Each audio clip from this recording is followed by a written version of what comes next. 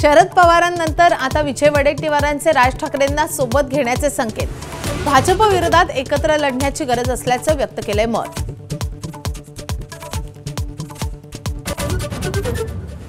अजित पवारांच्या विधानाचा विरोधकांकडून समाचार.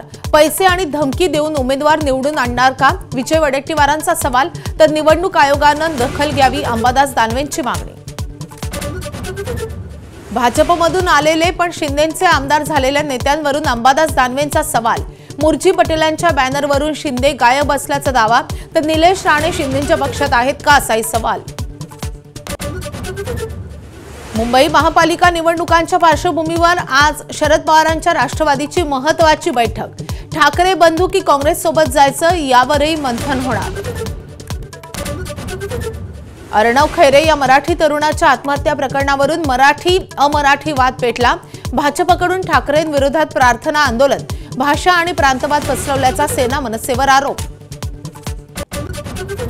हिंदूंचा नाश झाला तर जगाचाच नाश होईल, सरसंघचालक मोहन भागवतांचं मत. जगातल्या घडामोडींची सगळ्यांनी चिंता केली पाहिजे, अशी अपेक्षा.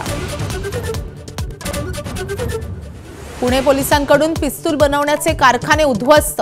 47 जणांना ताब्यात घेत मोठा दारुगोळा जप्त. मध्य प्रदेशच्या उमरती गावामध्ये मोठी कारवाई. दिल्ली स्फोटाप्रकरणी मोठी अपडेट. स्फोटकं बनवण्यासाठी पिठाच्या चक्कीचा दहशतवाद्यांकडून वापर.